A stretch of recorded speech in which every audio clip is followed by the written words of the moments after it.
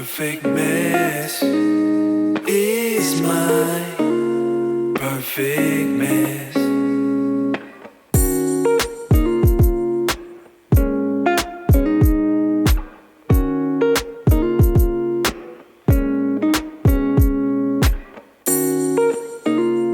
Perfect mess is my perfect mess. What's going on, everybody? Welcome to the Perfect Mess Podcast. I'm your host, Ray Molina, and this is episode 53. Before we jump into it, make sure to check out the website, raymolina.com, and you can follow me on Instagram at It's Ray Molina. That is also my TikTok. You can follow the podcast on Instagram at The Perfect Mess Pod. We have a Facebook page, and we also have a YouTube page, but you know that if you're watching right here. So if you're not on YouTube and you're just listening and you'd like to watch, you can go to youtube.com and just search The Perfect Mess Podcast, and we've got tons of episodes up there. I've probably got close to 200 videos up now. There's plenty of shorts and excerpts from other episodes that you can share on social media or text to your friends. So please check that out, subscribe, do all of that. For those of you who have been donating, thank you so much. If you would like to continue to donate, as I always say, it is not a requirement, but you can do so through Cash App, and it is $ It's Ray Molina. If you don't have Cash App and you would like to still donate, send me a message, DM me, email me, whatever, and I can give you my Venmo, my PayPal, or we can do Zelle.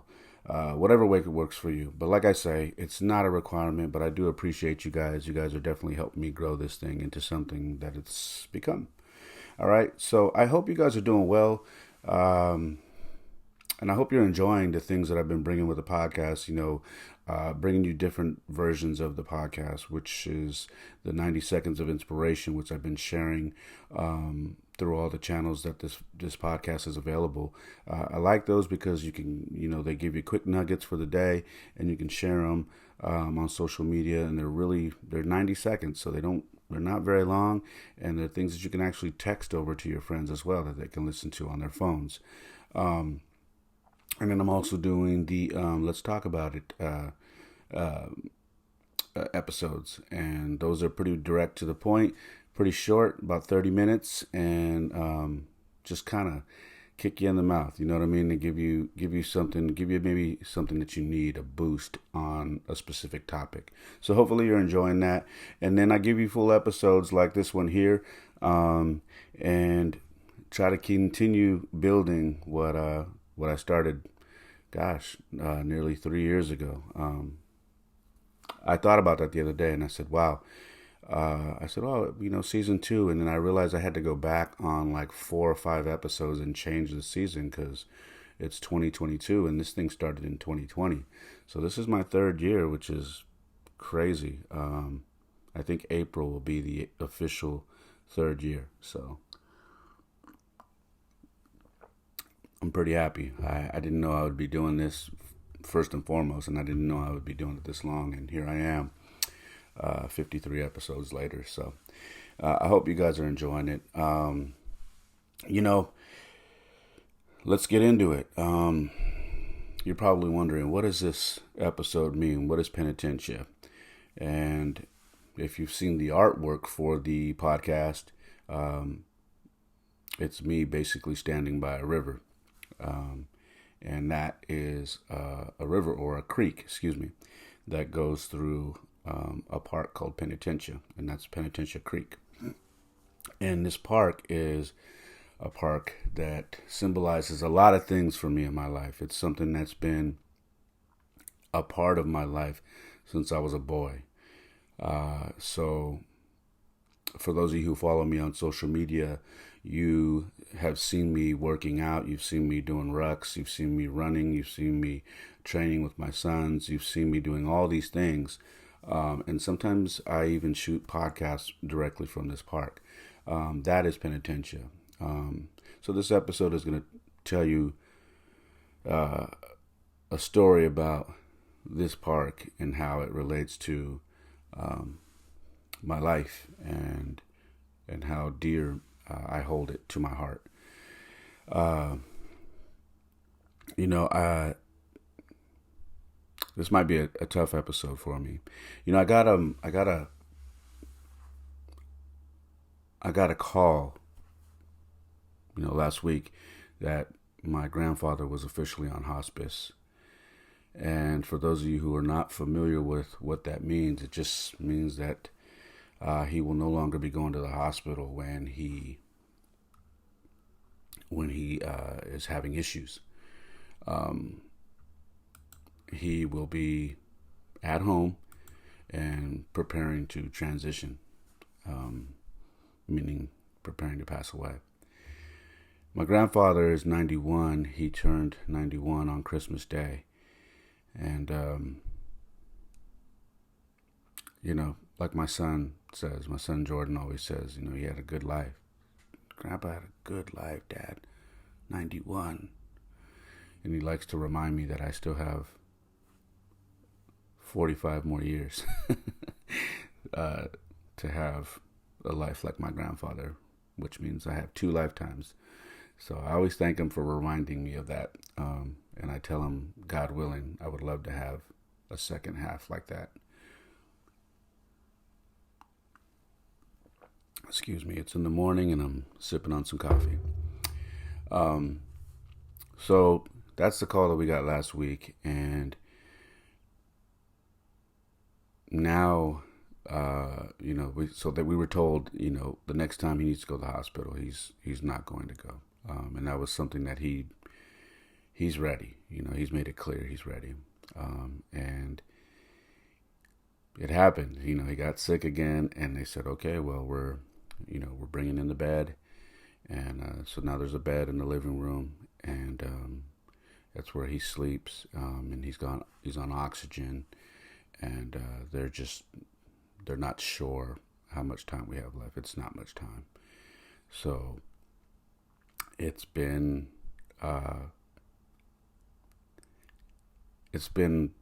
eye-opening. You know, I can't say that I didn't expect it, because I did. And I've been prepared. You know, I've been telling myself and praying, preparing myself for this moment, because I don't want to act like this is sudden. You know what I mean? Like, I don't want to be that guy who's being selfish, because it's not about me. It's about him and his life. And to be honest with you, he's made it very clear to me that he's ready, and that he misses his wife. You know, my grandmother passed away, I want to say 6 or 7 years ago. And yeah, he's ready. You know, he misses her. He makes it very clear. So that's what we're doing now. And if you're on my social media, I've shared a little bit of this on my story. And like I always do, I live a very open life. And I don't really have a problem sharing my journey, because I know my journey has helped others deal with things that they've gone through, and helped them navigate things that they just have been dealing with, and maybe don't have any direction or know-how. And anyways, I share my journey because of that. So let's talk about this park, this creek.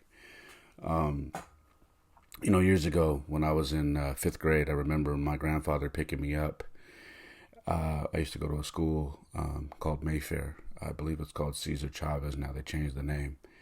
But I used to go to school named Mayfair, and I was in 5th grade. I went there for 1 year because we moved. Like I always tell you, we moved all over the place. I don't think there's a place in San Jose that we didn't live. But my grandfather used to pick me up. You know, he used to take me there every morning. And I remember he used to pick me up in this Chevy pickup. It was a classic, but it wasn't the kind of classic you're thinking. Like it had a really bad paint job, faded, like it was beat up. It was really beat up because he used it for everything. He used it for hauling. He used it for picking up produce at the produce place for his store. He used to own a store called El Sol Market on 13th Street out here in San Jose, California. And him and my Uncle Louie. And so he used to pick up produce. I mean, it was a work truck. that's the best I can describe it. But I wasn't too fond of it. I was a kid in 5th grade and I didn't appreciate it. You know what I mean? And I remember one day I got the nerve to tell him or ask him if he could park down the street when he would pick me up, because I didn't want him to park in front of the school, because he used to park right in front of the school by the crosswalk. So when I would come out, I would jump in there. And he asked me why. And I said, why? I tried to lie at first. I said, well, because there's cars and that's where the buses go. And he said, no, the buses go across the street. There's parents all lined up right here on the curb. Why are you asking me? He knew, like my grandpa's not a stupid man. So he goes, why are you asking me to move my car down the street? I said, no, forget about it. And he said, no, are you embarrassed? And I said, no. And he goes, let me ask you again, are you embarrassed? And I said, well, yeah. And he goes, why? I said, well, because some of the kids are making fun of me. They're making fun of me because the truck, they make fun of the truck. And when I get in there, they laugh at me all the time. And he said, I don't give a damn about what those kids' opinion is. This is a work truck. We use this truck to load things, to take care of the grocery store. This is a work truck. It's not here to impress anybody. This is get the job done. This is what this truck provides for this family. There's nothing to be ashamed of. And I'm not parking in front or down the street so you can walk to the car or to the truck because you're embarrassed. I'm parking right here, whether you like it or not. And you better start learning how to appreciate what we have. That was one of the many lessons that my grandfather gave me, and I said okay, and I shut my mouth, and that was the end of that.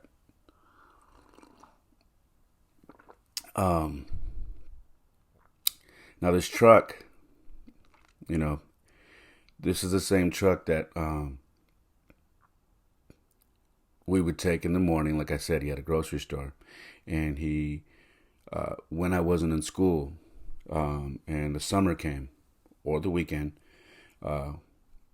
he would take me with him, and I would go early in the morning. We'd open up his grocery store, and he would teach me how to unload produce and stock it, and then how to spray it down and clean it before we, open the store. And then he would teach me how to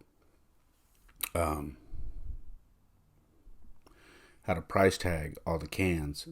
Back then you had a little gun that would shoot these little pieces of tape on top of the cans. So he would show me how to do that. And my Aunt Yolanda, his daughter, she would show me as well, because she was a cashier at the store. It's all family owned. And so he would teach me how to do that.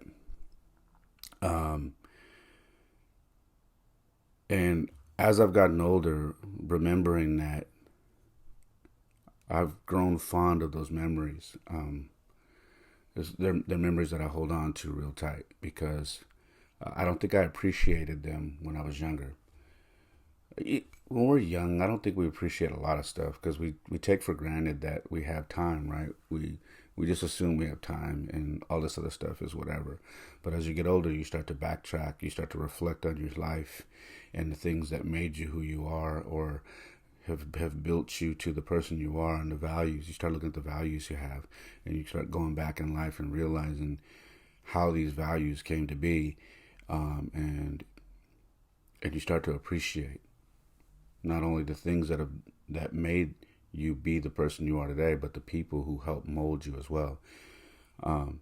So I value these memories, and I value the things that my grandfather did, and I believe it or not, I value that truck. That truck has a deep meaning to me, and it holds deep into my heart. That same truck is the truck that because we lived over in East San Jose, right off of the McKee and Jackson area, when I was in 5th grade, and then on through middle school, and then pretty much all the way through high school. And so we would drive by this park. And I had never knew about this park until I moved in with my grandparents and they got custody of me, and then I started spending time with my grandfather, and we would drive by this park. And the only thing I never knew the name of this park. The only thing that I loved about this park is my grandpa would get so excited and start cracking jokes because we would drive by real slow, and he would say, look at all the squirrels. He has a nickname for squirrels. He has a nickname for everything, but he called squirrels squirtles with a D. So he's like, hey, and my nickname was Boogie when I was little because I used to like to dance when I was in the crib. That's another story.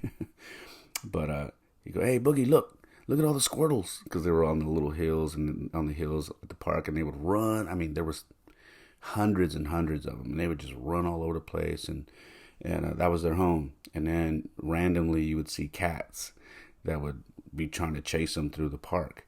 And he has a funny nickname for cats. Don't ask me how he got it, but he calls them yemos. So he's like, look at all the yemos chasing the squirtles, and he would laugh. And so a lot of the time we would drive by this park, and he would drive slow and cracking jokes and showing me all the squirrels because I was young. And then a couple times, we started walking, and then we would go through and hang out there a little bit. And I grew to find out that this park was Penitentia Creek Park. And so that was growing up. I always knew that park as the Squirrel Park, and where they had cats and whatever. And that's what I knew it for. And I knew that it had a pond there in the middle, and it had a creek, and and during that time there wasn't a whole big homeless problem, so we didn't have any issues along the embankment of the creek where there was makeshift tents and whatnot. And unfortunately now that's kind of what it is now. They clean it out every now and then, but it's still there. But that's what I remember, with my grandfather. And then they eventually, when my mom and dad got married, they got remarried for the second time. And then when they gave up custody of me, and I went with my mom and my dad, and we moved, my grandparents eventually sold the house, and they moved to Ceres. I think it was Ceres or Modesto, but they moved out there. They bought a home out there, and that really sucked because I was really close to them. Not that we didn't go out there to see them, because we did, but I was really close to them, and it really sucked that they left San Jose, because they were instrumental on raising me. Anyways, fast forwarding to me getting married and having my kids,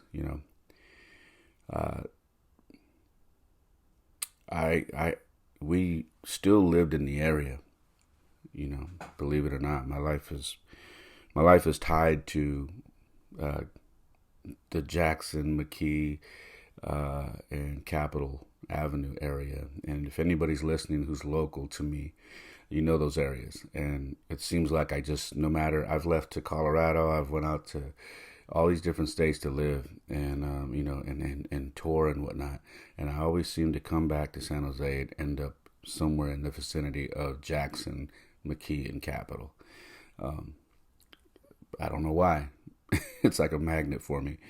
But we ended up, when I got married, that was our home area, and so that park was there, and I remember just taking my kids for walks, Jordy at first, because he was 2, and before he could walk, I'd carry him in the dad carriers where you strap them to your chest and you can walk.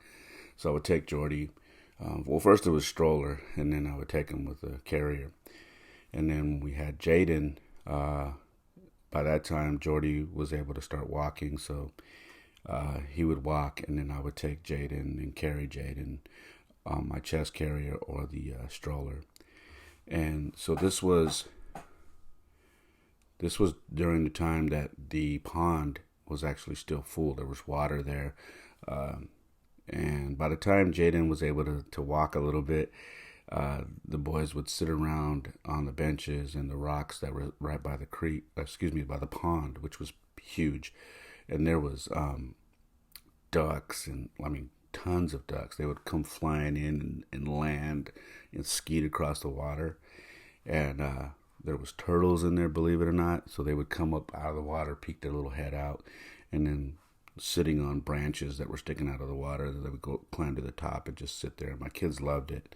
There was some fish in there, and it was they loved it because it was just, to them, it was like, this is nature, look, and it's a local city park, but yeah, it was really nice. So we would walk there, and I would take pictures of them. I have pictures of them when they were really tiny, looking out on the pond and all that. And it meant something, obviously to me, but now it means something to my kids because they remember coming there when they were babies. That's how long it's been. And they always ask me about my time there with my grandfather. And then they say, wow, Dad, this is pretty interesting. Like you were here as a kid with Grandpa, and then when you had us, you started bringing us here. Do you think that when we have kids that we'll bring our kids here? I said, I don't know. It would be very cool if you did. I don't know if by the time you're ready to get married and have kids, I don't know if you'll be here. But if you will be, that would be pretty awesome to go generation by generation to do that. So, anyways, this park has a really big meaning to me and my kids and my family.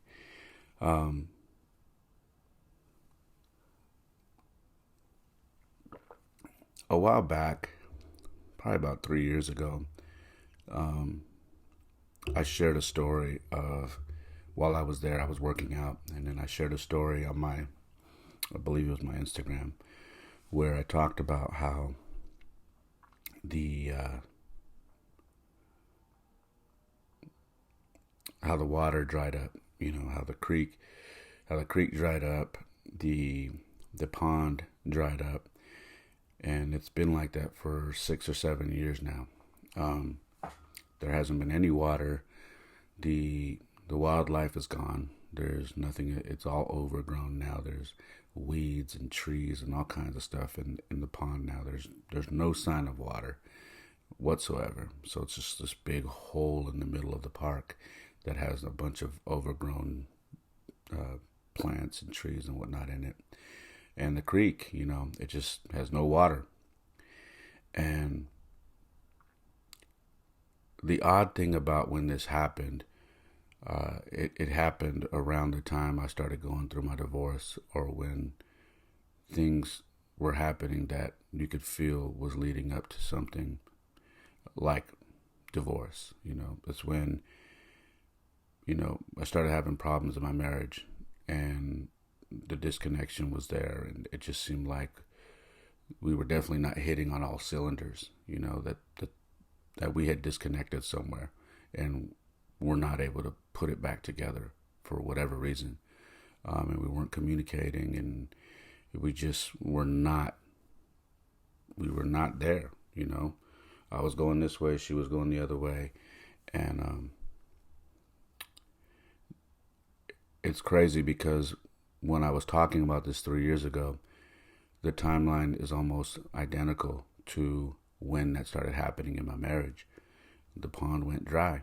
And it sounds super cliche and like something you would try to link to make a cool story, but it's the truth.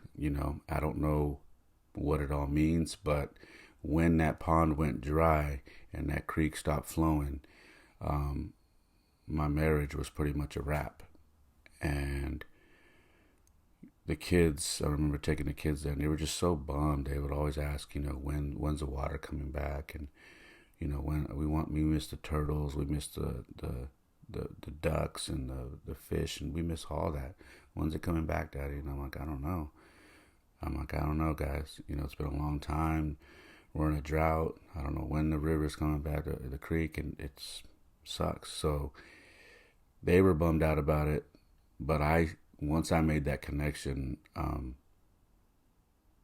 didn't like thinking about it too much because it had a deeper meaning to me that they wouldn't understand because they're so young. They'll understand later, maybe one day they'll come back and listen to all these episodes and kind of understand my journey, our journey, and understand why I am the way I am. You know what I mean?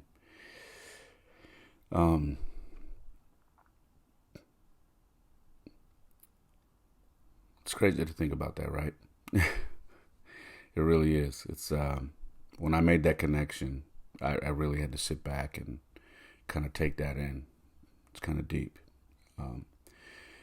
But moving forward, you guys have seen me, when I do my 90 seconds of inspiration, when I talk or when I do any of those, they're usually at that park. When you see me walking and I got my ruck, my bag on me, my beanie and my hoodie, and I'm blowing the cold air, yeah, that's the park that I'm at. I'm walking, and getting my exercise in, and running. If I'm jogging during the summer, you see me, that's the park that I'm jogging at. That's also the park that I, train my kids how to run the mile, how to do push-ups on the rocks. We set up a station, so when we run, we stop at each station and we do push-ups. So when you're seeing us do all these things, that's the park that we're at. That's where I've taught my kids to do all these things. When I tell you that this park is a big part of my life, that is the park that I will always remember that my kids finally beat me in the mile for the first time last year. Like, I'll never forget that. I'll never forget that. The day that, Jordan had my phone and, he takes, because the app is running, it's tracking your speed and whatnot and your mileage. Like, he takes it because he takes the lead and just takes off. But that was a day that I was, staying back with my son and thinking, okay, I'm just going to run with Jaden, and me and Jaden, because I usually stay back with him. And he stopped running one time during the mile, and then he never stopped again. And it blew my mind. He had never done that before. But I'll never forget that day because that was the day that they beat me. And it happened at that park. And I remember coming around the bend at the end, and they were so excited, like cheering, and just, he's like, Dad, I beat you. Jaden's like, yeah, Jordan had been beating me, but together they had never beat me. And so Jaden's like, I beat you, Dad, I beat you. He's going like this. And then it turned from that to cheering me on. Let's go, Dad, come on. And Jaden, he always flexes. If you see his pictures, he's always throwing up his arm. He's flexing. So if you ever see me doing that, I do that for my sons. But they're flexing. They're like, come on, Dad, you can do it. And they're clapping. They're like, come on, push, push. And at that moment, I wished I had my phone. Jordan had it because he was tracking the mileage. But I wished I had it so I could videotape them cheering for me to get to the finish line, because it was so magical. But that's a moment that I remember at this park. I'll never forget that. I will never forget that. And I don't think they ever will either. That's the park that we worked on learning how to ride the bike. That's the park that my kids learned to feed the squirrels. Gosh, what else, man? That was the park that my kids learned how to skip rocks when the creek was going. That's the park that I taught them about crawdads, about, this. We used to go to the creek when I was younger, and we would, fish for crawdads. So I taught them about that. I taught them about woodpeckers, because there's woodpeckers in the trees. So they were always wondering, what's that knocking sound? And then we finally found one, and I showed them what the woodpecker does. So many lessons came from this park. So many memories. So many talks. So many talks.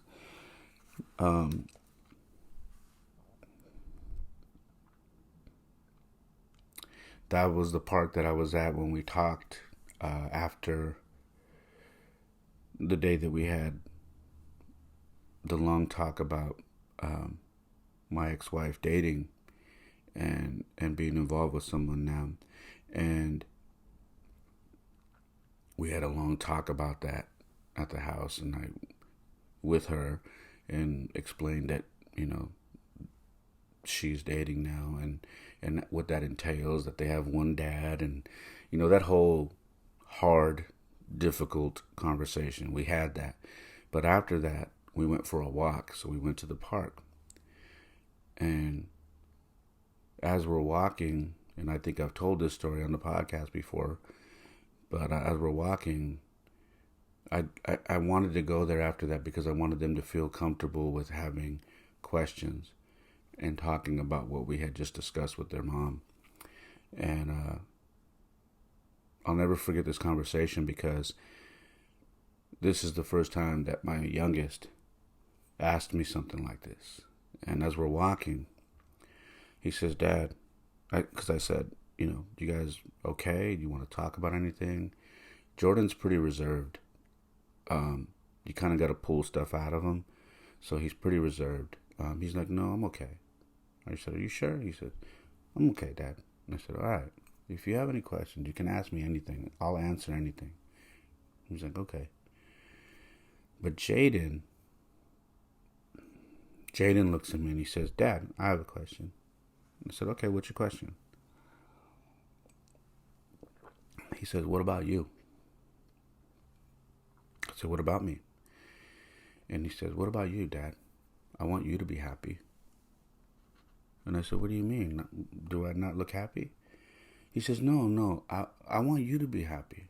I said, oh, you mean about dating and having a girlfriend? He said, yeah, I don't want you to be sad. I said, I'm not sad. I said, buddy, I am not sad. I'm happy. I got you guys. And I said, there's nothing wrong. I am fine.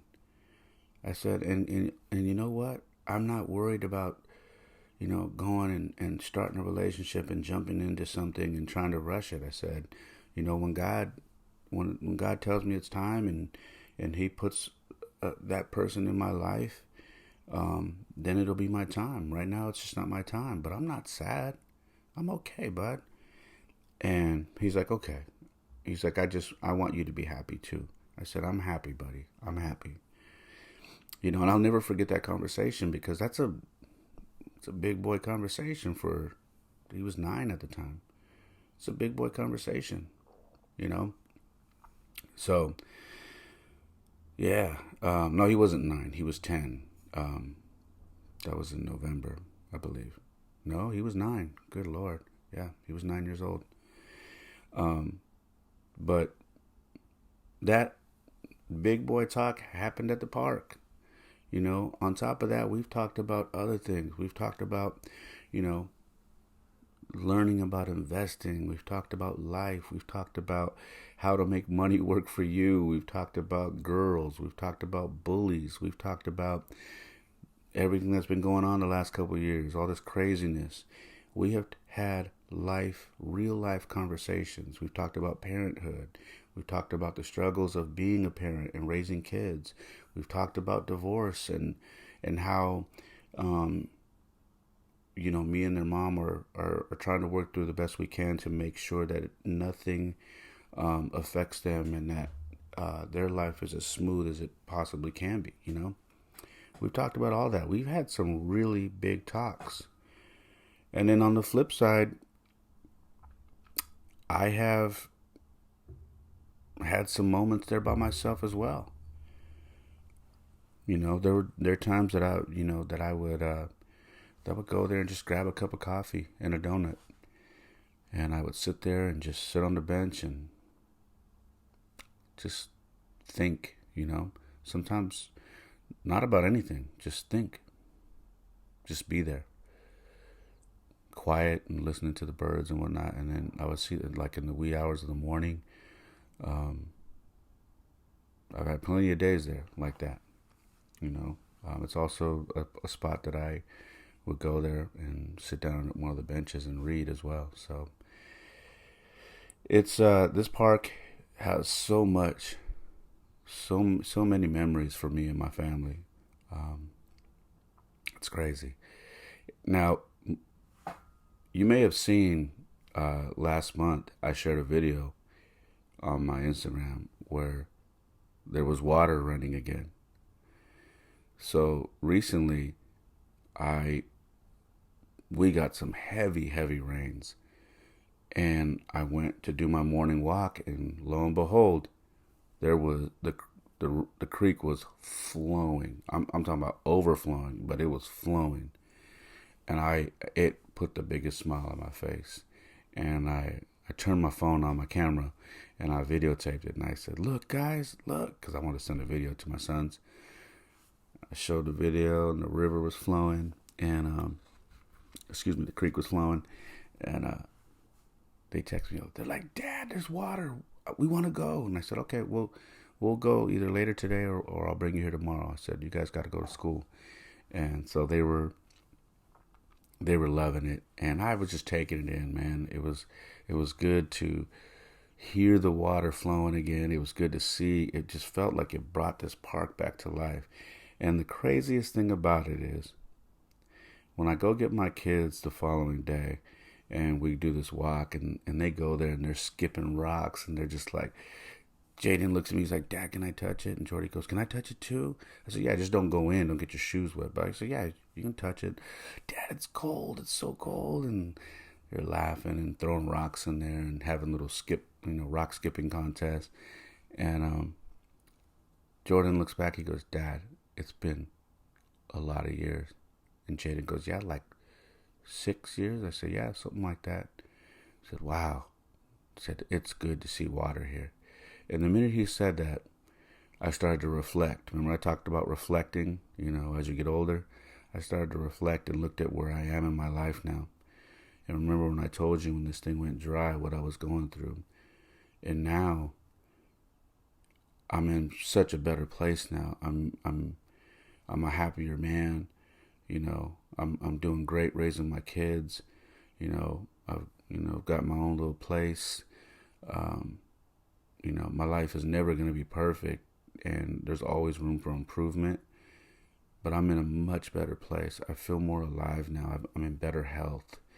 I take care of myself more. It's so crazy that when the water finally came back, that I look and my life is not, it's flourishing. It's better than it's ever been, or at least it's better than it's been in the last 5 years.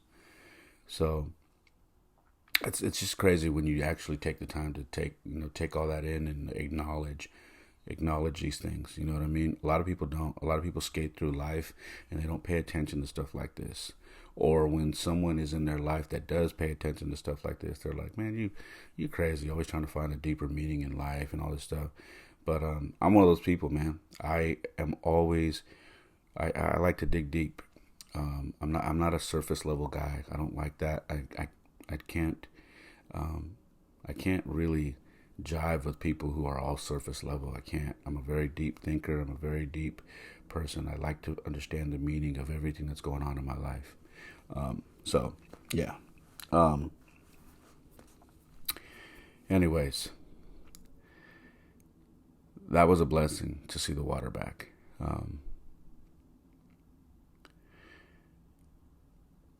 Going back to my grandfather, now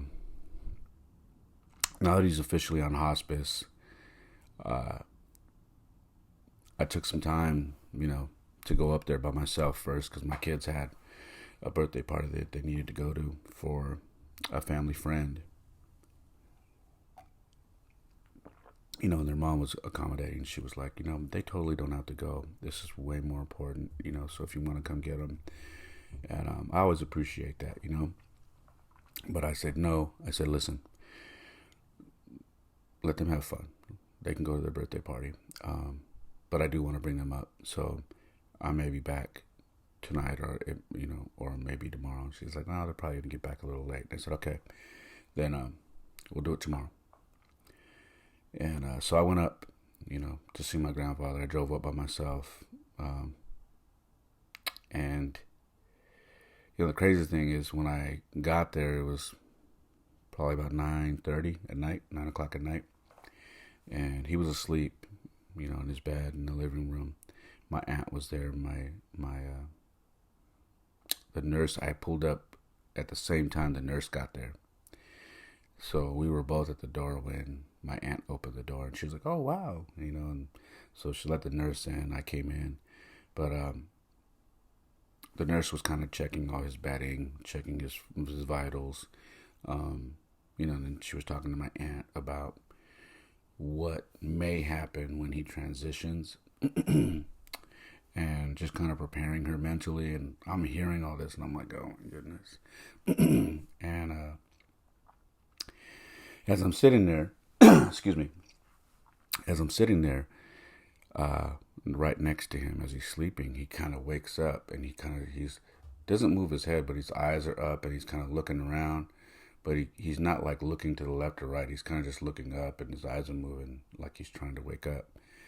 So I stand up, and I stand over him, and I smile, and I look at him, and he looks at me, and he's like, puts his arms out with a big, with the biggest smile, and he has his oxygen mask on, kind of like those masks that you use for sleep apnea, and I believe it's the same mask, but he's wearing that. He's got this air blowing, and I can hear him, and he goes, "My favorite grandson." I'll tell you what, man, my heart about exploded. I gave him a big old hug, and I said, "God, I miss you, man," and I hugged him. And I said, "It's been too damn long." He says, "I know." He's like, "I love you." And he's rubbing the back of my head. And God, man, I needed that.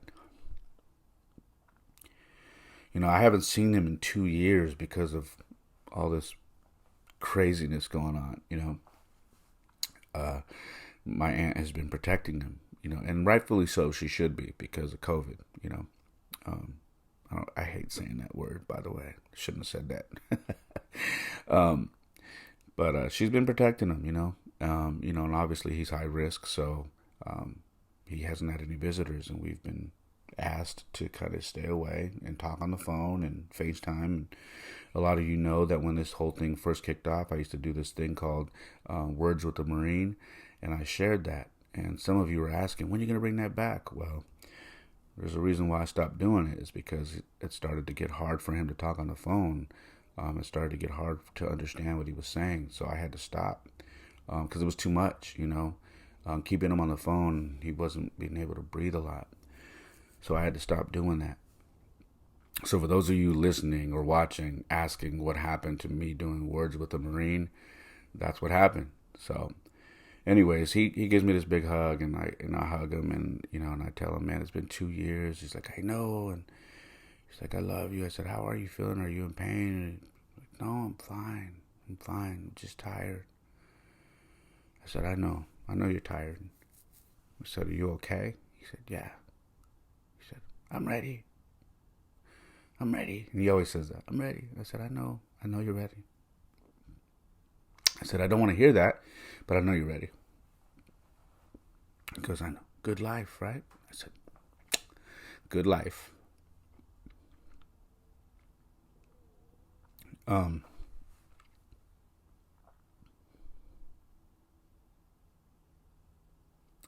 He's always been the symbol of strength in my family.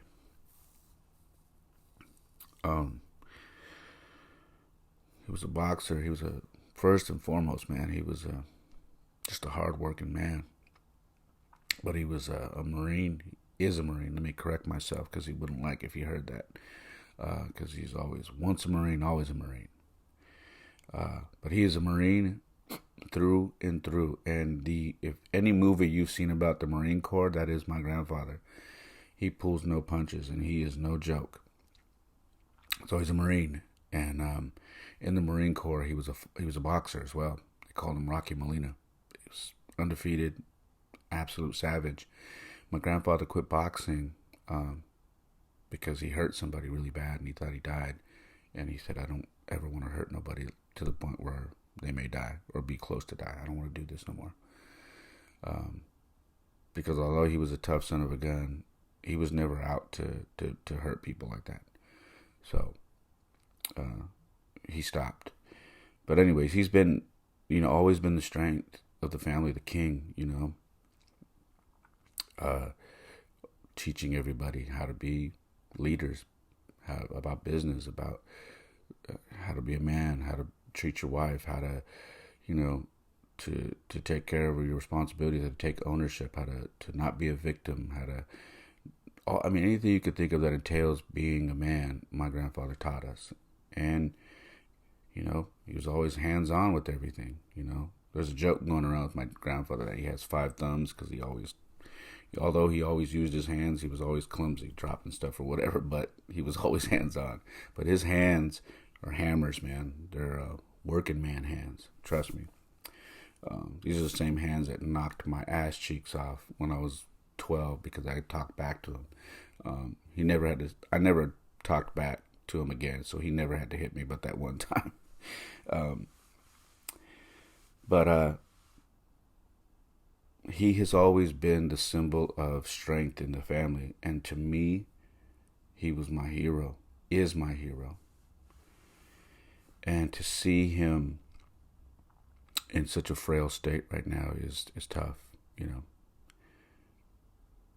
When the nurse was there, we had to clutch, put our arms under his armpits and lift and move him back.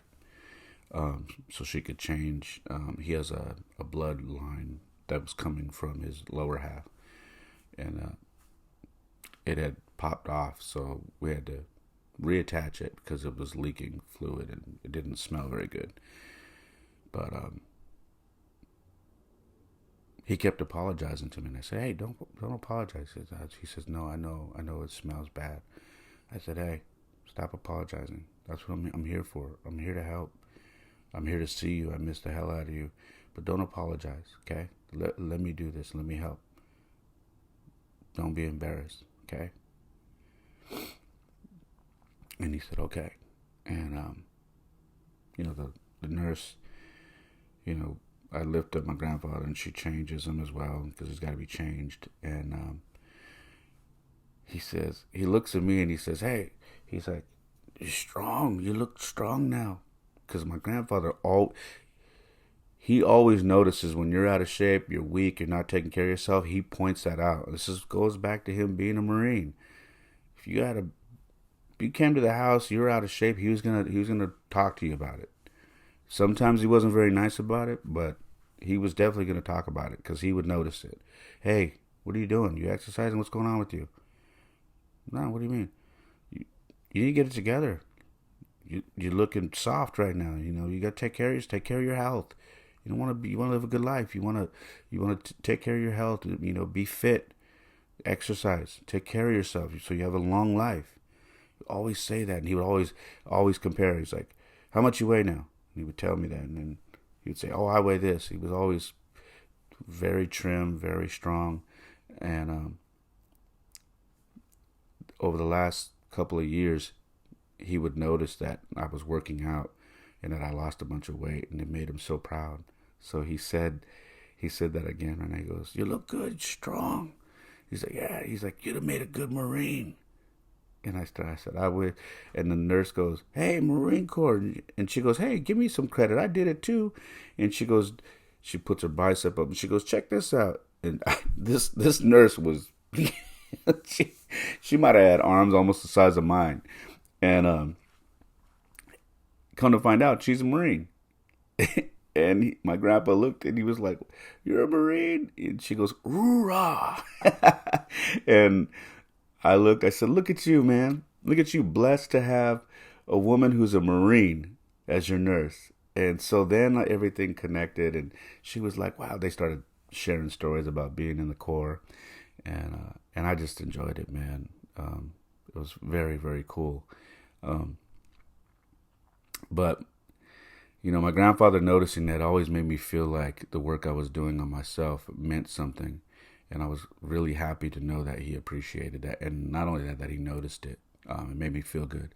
It made me feel like it made him proud that I finally started taking care of myself, that I started to get my health under control, and that I started to, I don't know, man, live up to what he expected from me. He expected me to be strong, in shape, and a leader and whatnot.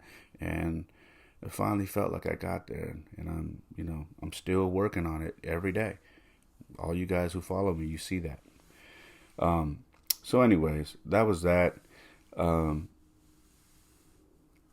I stayed the night there, and the crazy thing is, when my grandmother was on hospice, I remember falling asleep on the couch next to my grandma. They have like a U-shaped couch that goes like an L shape. So on one couch, my grandfather was asleep, and then on the other one, I was asleep, and my grandmother was in the middle on her bed.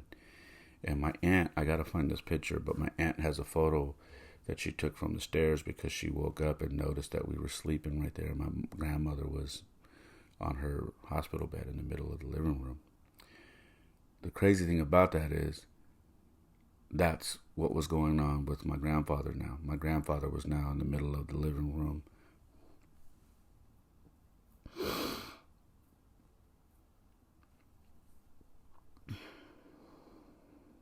I'm sorry.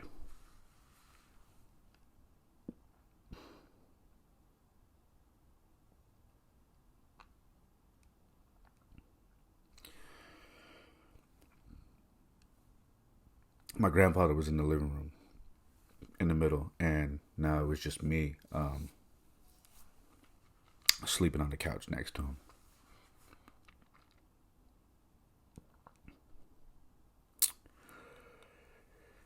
I stayed the night there, and I was fully prepared for, whatever was going to happen, and if he needed my help through the night. But he slept really well, which kind of scared me because, you just don't know.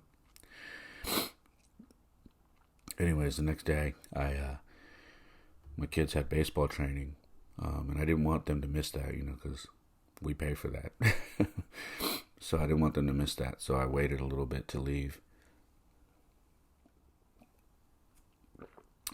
And then I told my grandfather, I said, hey, I'm going to go get my kids, because that was one of the first things he asked when I got there. Where are my boys? I said, they're in San Jose. They're at a birthday party, and then they got baseball training tomorrow, but I'm going to bring them back. You're going to drive all the way back and then come back again? Don't do that. And his grandpa, no. This is important.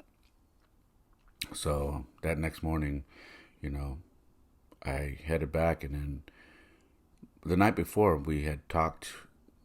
My aunt was on the phone with one of my cousins I hadn't seen in probably 20 years, and or close to it.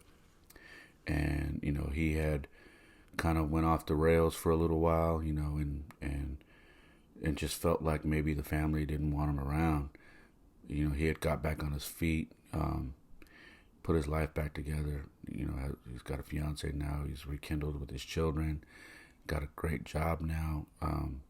Gave himself to God and just really put his life back together, man. Just an amazing story.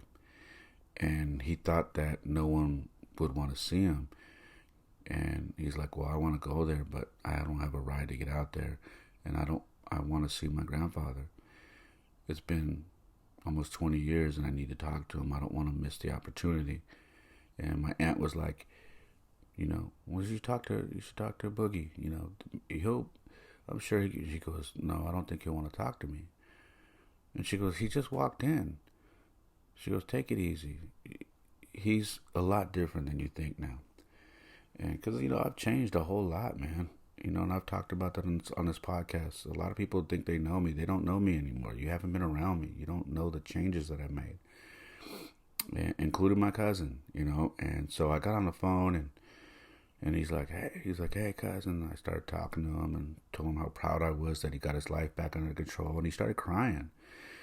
It's like I needed to hear that. And I said, man, don't ever think that anybody, is going to judge you or whatever. I said, the nerve of someone like me or anybody, for that matter, judging you. I got my own demons that I battled. I got my own struggles and dark places that I was in that I had to dig myself out of. I would never judge you, man. I'm glad you're alive. I'm glad you're back. Okay? I'm glad you put your life together. And I'm glad you gave yourself to God. You need a ride? I'm going back down to San Jose, man. I got to grab my kids and come all the way back. But I'll pick you up. He's like, you would do that? And I said, yeah. He's like, he started crying. He's like, I don't want to miss saying goodbye. I don't know when, he's like, we don't know when he's going to go, right? And I said, nope. And he goes, I don't want to miss that.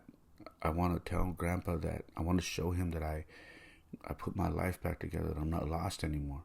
I said, yeah, let's do it, man. Let's do it. I'll come get you. He said, all right. So the next morning, that's when I said, all right, I told my grandfather, I'm going to go get him. I'm going to go get my kids. And I told him, I said, hey, I'm going to bring Johnny up. He's like, Johnny? I said, yeah, your grandson, Johnny. Jacob, Sharon, Johnny? I said, yeah. I said, but I'm bringing Johnny, okay?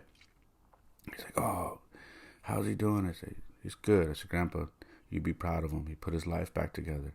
I said, but I'm going to let him talk to you about that, all right? He's like, okay. So I drive down, take the long trek. My aunt's like, you're crazy, man. Look at you. I said, I love to drive, so it's not a problem to me. Drive all the way down, get into town at about 3 o'clock. My kids are done with baseball. I tell their mom, I'm like, hey, I'm not going to stop, chill, nothing. I got food in the car. Then I made some sandwiches, whatever. I said, just when I get there, just have them hop in the car. So they hopped in the car. The minute my kids get in the car, they're like, hey, Dad. They're telling me about baseball. And Jaden goes, Dad, we need the helmet. Let me show you something real quick. I've talked about this helmet before. This is a helmet. And if you're watching on YouTube, you can see it. This is my grandfather's Marine Corps helmet that he wore. All right, this thing is heavy. And this is the same helmet that you see me when I do our annual Veterans Day hike. And for my grandfather, this is what I wear. Now my son gets in the car and he says, Dad, we need the helmet. This is Jaden. I go, why? He goes, so I can show Grandpa we're strong. I want to wear it. So when he sees me, I want to wear it. I said, and Jordy goes, yeah, let's go get it. And I go, it's at the house. He goes, oh, we don't have to go get it. And I go, it's on the way. He goes, where are we going? I said, we're going to pick up my cousin. You haven't met him yet. I'm going to introduce you. They said, okay. So we stopped. I ran in the house. I grabbed the helmet, gave it to Jaden, picked up my cousin, introduced my cousin to my kids. He was just blown away how big they are and just asking them all kinds of questions, just getting to know them. On that ride up, I got, an hour and 40. My kids instantly fell asleep because they've had a long weekend.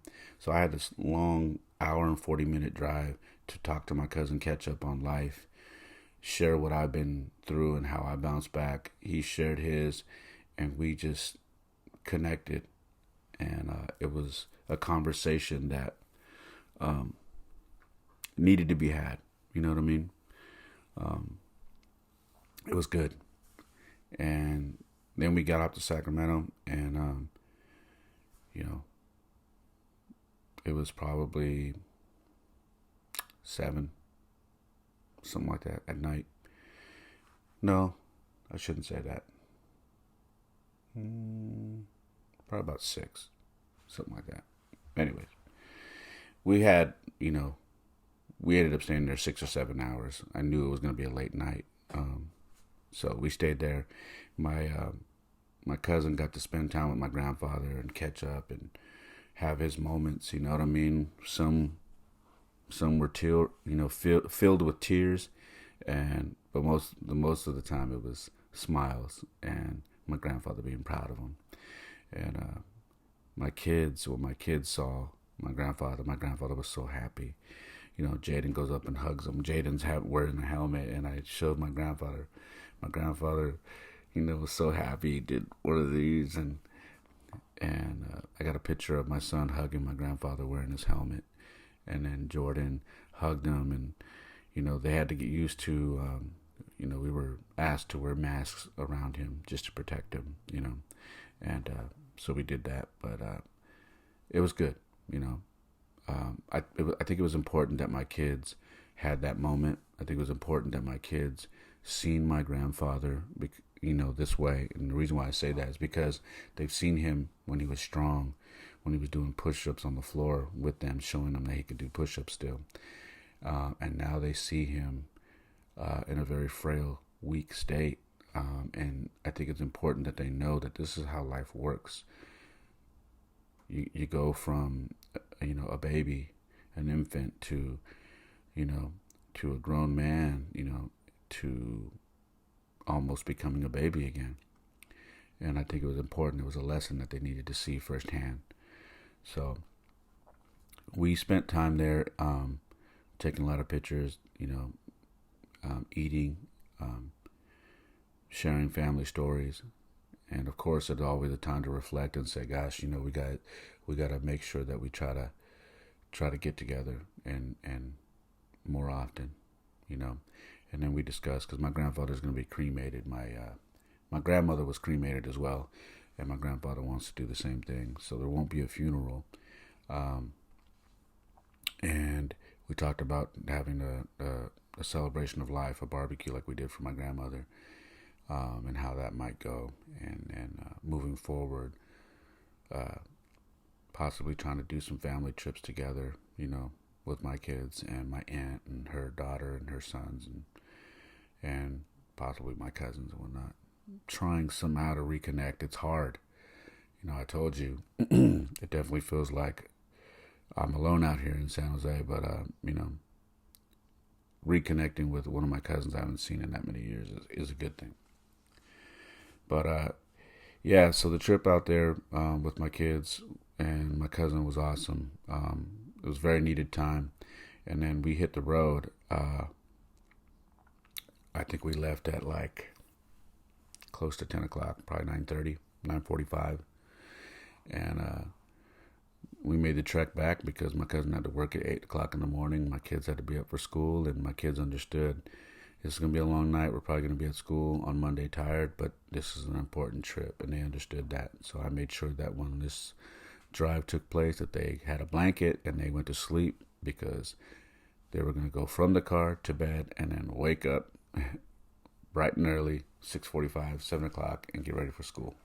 And they did it. They were troopers, man, because I picked them up after that day of school, and they were tired, but they made it through. Jordy admitted he almost dozed off a few times. Jaden admitted the same thing, but they powered through, and they knew that that was a trip that we needed to take. So, we don't know how much time he has left. I could get the call any day now, and I'm prepared for it. It's not going to be easy, but I'm prepared for it. And I think my kids are. They understand now that he's on a clock now, I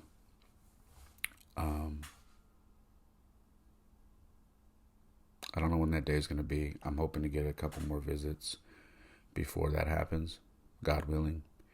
But I never question God, because I know that we are on his schedule, whatever he decides to do. And when he decides to bring my grandfather back home, that's when he's supposed to go. So I'm thankful for the time that we've had with him, everything he's taught me. And I'm thankful for being given the time to take my kids out there so they could talk to him and see him. I'm thankful for him rekindling my relationship with my cousin and bringing him back into our lives, and giving me the strength to make these drives repeatedly and bring my cousin back and my kids back and spending all this time. I'm just very thankful for everything. And looking back on Penitentia, man, I'm sure the memories are not over, I'm sure that when my grandfather transitions, that I'm going to need to go back to that park and just have a moment to reflect on my life, reflect on my grandfather's life and what a great life it was, and put things in perspective as to how I want to continue to move forward with my life and the things that he modeled, and how I want to continue to model those things and continue to teach my kids those things and move forward with my life.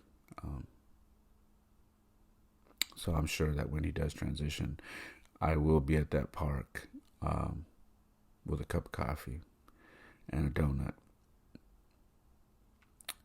thanking God for my time in my life with my grandfather.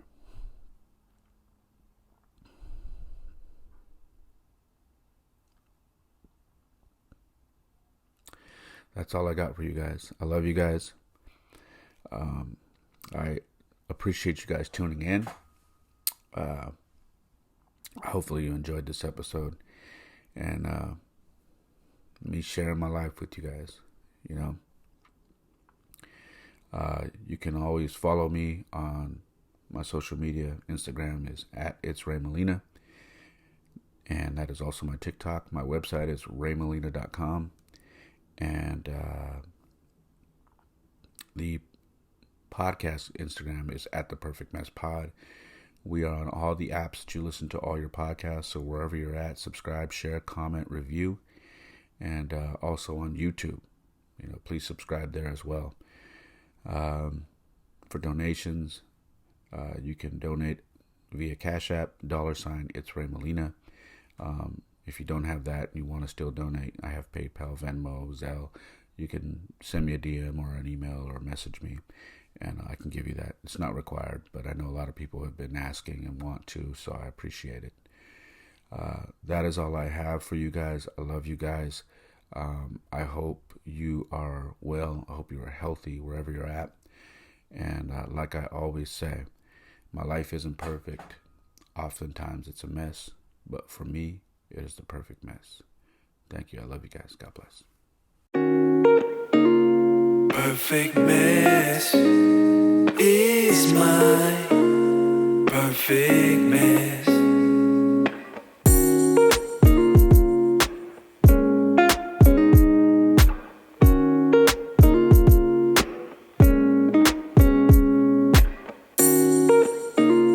Perfect mess is my perfect mess.